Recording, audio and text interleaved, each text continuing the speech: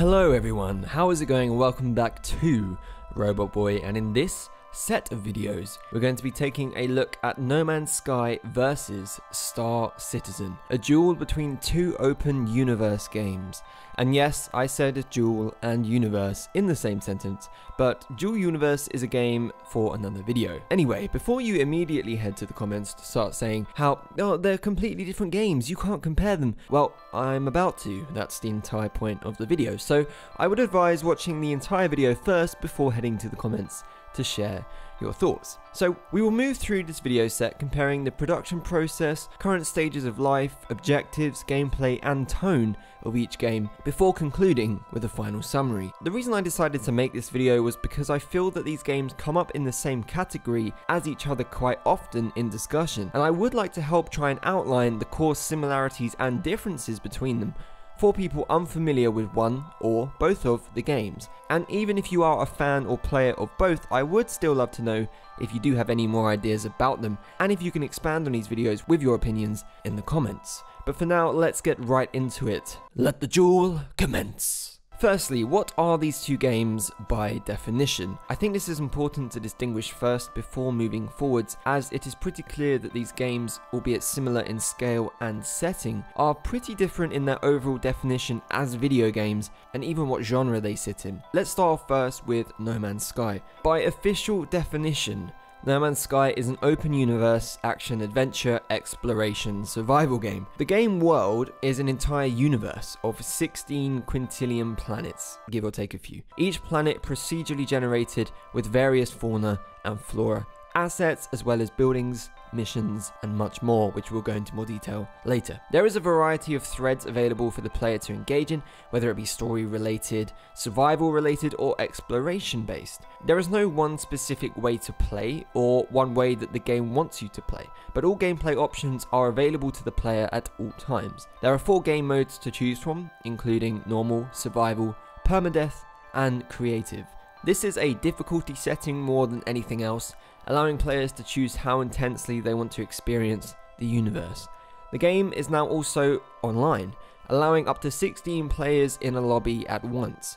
The backstory for the world was told through an ARG, an alternate reality game known as Waking Titan, over the course of a year and a bit during No Man's Sky's life cycle post-launch. The conclusion of this ARG implied that the No Man's Sky universe is a simulation itself and the players are real people trapped in this simulation. Star Citizen, by official definition, is a simulation game, focused on simulating a futuristic version of real life, a space sim to be more precise. It is incredibly important to note that the game has not fully released yet and is still in development. The game is set in a 30th century Milky Way, centered on the fictional United Empire of Earth. A central theme of the game is citizenship, which must be earned through player actions such as completing a period of military service. Any package purchased allowing you to play the game is for a pre-release build of the game. The game world is a more precisely constructed system of planets compared to No Man's Sky, with handcrafted settings mixed in with procedurally generated terrain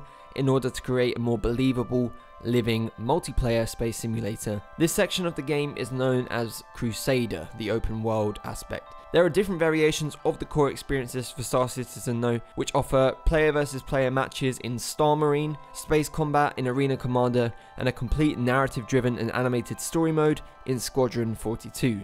As a note, before we move forwards, when referring to Star Citizen throughout these videos, I will be generally referring to the open world aspect known as Crusader as opposed to the other modes unless specified.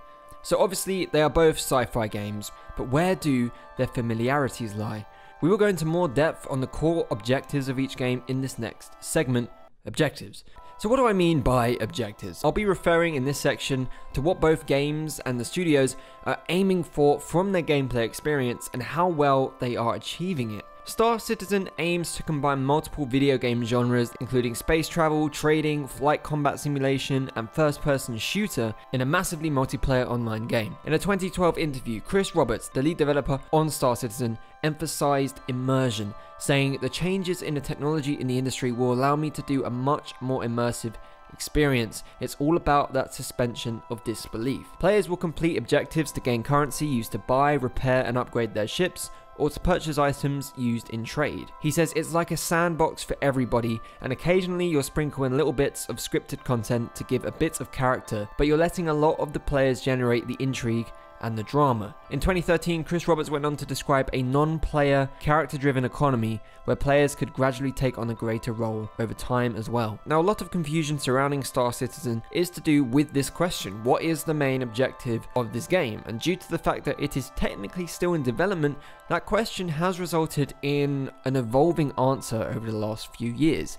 Originally, it was similar in some regards to No Man's Sky, to create a universe filled with life, but on a much deeper and grounded scale, and with subsections of the game to allow for more specific focused game mechanics.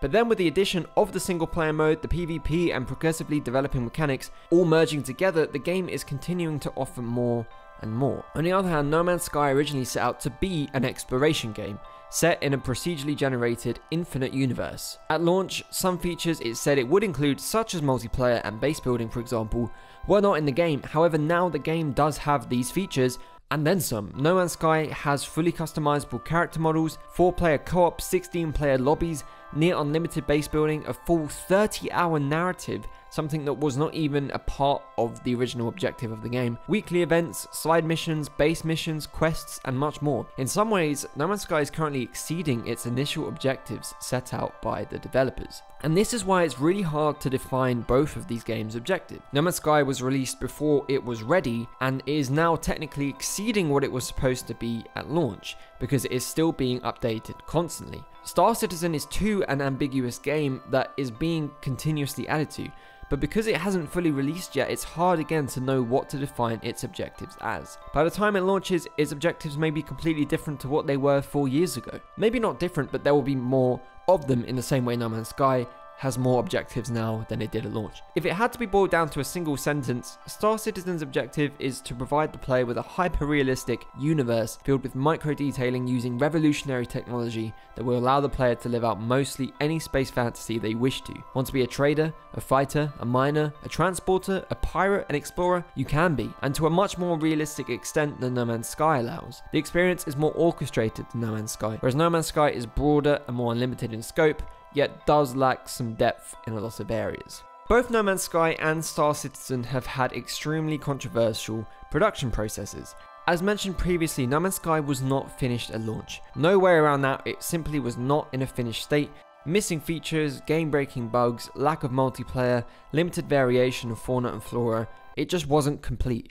For the couple of years post-launch, there was so much speculation as to what actually happened at Hello Games to allow this to happen. Hello Games were pretty much silent for the 2 years since launch, so there were really no solid answers to these big questions. Upon release of the massive update Next, in July 2018, however, Sean Murray did the rounds with multiple news outlets and finally put the full story out there. To summarise what happened, there was essentially too much pressure, both work and time-wise, put on Hello Games to deliver the full product in time for release. Their studio was flooded, causing them to lose a huge amount of progress on the game, and time just ran short. Due to this, the game launched in basically a pre-alpha state in 2016, and Hello Games disappeared from the spotlight to save as much face as possible. There were even rumours of potential lawsuits that were going to be filed against Hello Games in relation to false advertising.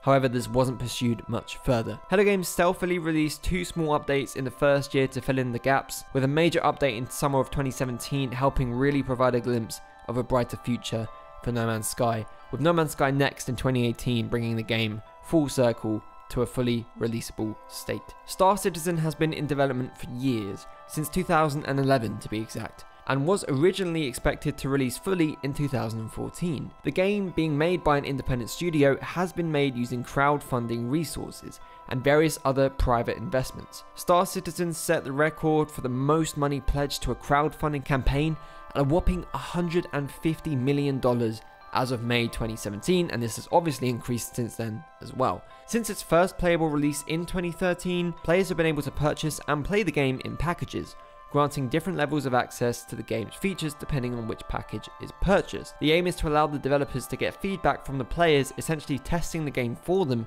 whilst also allowing them to experience it at the same time. Of course, there are bugs aplenty, but that's the gamble players are aware of when purchasing the game. There has, like No Man's Sky, been a lot of controversy surrounding the original release of Star Citizen. During the 2012 crowdfunding campaign, The game was promised to be released in November of 2014. Many avid fans of the project are very protective of it, leading to various online disputes over the scope of the project, the funding, as well as the project's ability to eventually deliver on its promises. There have been lawsuits against the engine it's used, and many other unnecessary and just frustrating obstacles that the studio have had to face. Not releasing on its expected release date was one thing, not providing a solid replacement date has been another, and mixed with the fact that the game is being made with consumer donations and pledges, players are understandably eager to see if the game will ever officially release, despite playable builds being available consistently. This development process is not something the vast majority of pledgers signed up for back in the day, yet they can't do anything about it until the game either officially releases now,